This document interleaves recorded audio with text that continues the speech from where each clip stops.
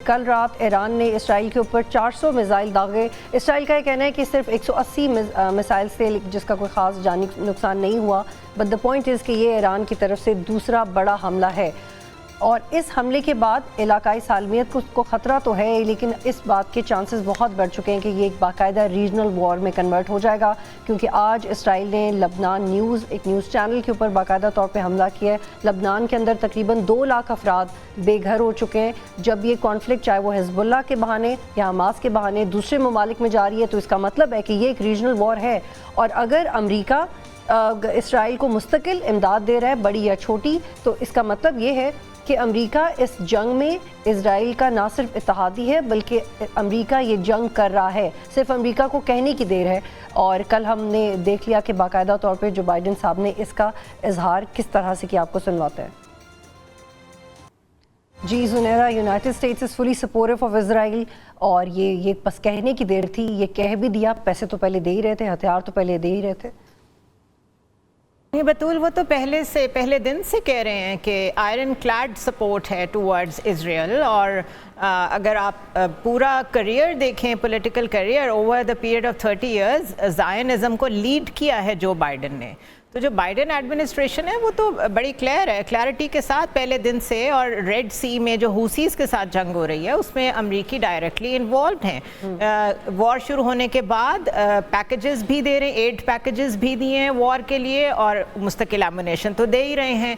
United nation कैसे corner हुआ है आपके सामने है। तो ग्लोबल ऑर्डर तो इस वक्त यूएस चला रहा है फॉर इजराइल, फ्रंट पे हमें सिर्फ। लेकिन कुछ अर्से पहले हमने देखा था कि कुछ बायलैटरली करने की कोशिश की गई थी, कुछ टेंशन को डिफ्यूज़ करने की कोशिश की गई थी अमेरिका की तरफ से, जब 2 स्टेट सोल्यूशन और यूनाइटेड नेशंस में कुछ टेकअप की गई थी रेजोल्यूशंस। तो वक्ती तौर पे हमने एक चेंज इन टोन देखा था, लेकिन अब वो नहीं है। बतूल, जो पैलेस्टाइन में सीज़ फायर के लिए और पैलेस्टाइन को एज अ स्टेट एक्सेप्ट करने के लिए जितनी रेजोल्यूशंस UNGA में, यूनाइटेड नेशंस में पेश हुई हैं, वो तकरीबन 90 हैं, जिनको 48 टाइम्स वीटो करने वाला US है।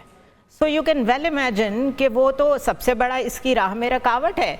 Qatar has been mediating, Qatar कोशिश करता रहा है, और उसकी वजह से एंथनी ब्लिंकन अगर आपको शटल डिप्लोमेसी में आते जाते सऊदी अरेबिया और मिडल ईस्ट में नज़र आए हैं, दैट इज़ अ होक्स।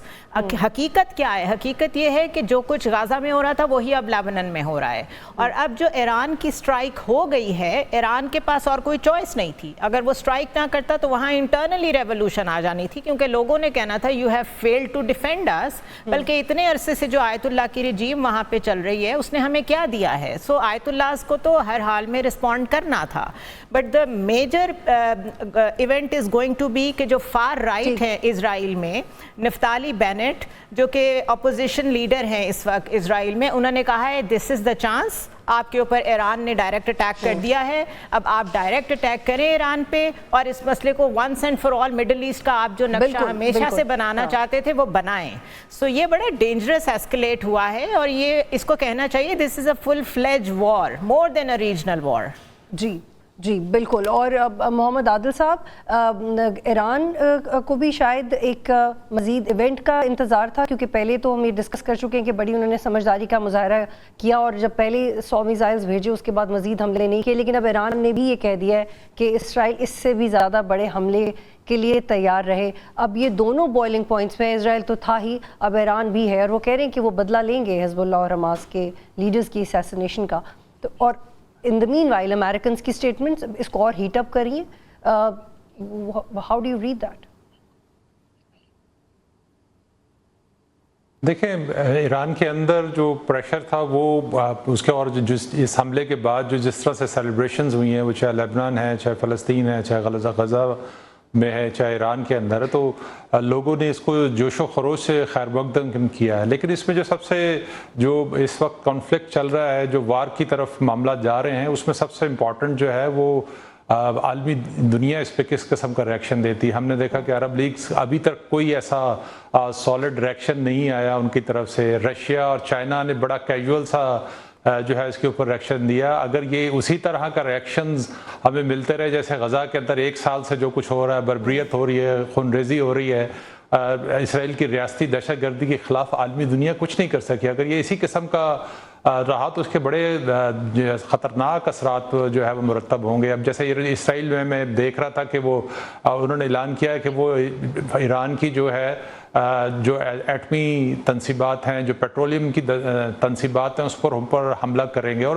उसके नताइज ये हैं कि अभी आज जो है आलमी मंडी में खाम तेल जो है वो महंगा हो गया। पहले रशिया और यूक्रेन की वजह से जो है पूरी दुनिया महंगाई की लपेट में है, और अगर यही सूरत हाल यहाँ पर एक बड़े पैमाने पर जंग छिड़ जाती है तो पूरी दुनिया उसके ऊपर असरात उसके मुरतब होंगे। तो बेसिकली तो आलमी जो दुनिया है, जो दिगर ताकतें हैं, अमेरिका का तो माइंड क्लियर है कि उसने इसराइल का साथ देना, और ये उनकी सिर्फ बाइडन नहीं है, उनकी रियासत की पॉलिसी है कि उन्होंने जो है वो इसराइल को सपोर्ट करना है।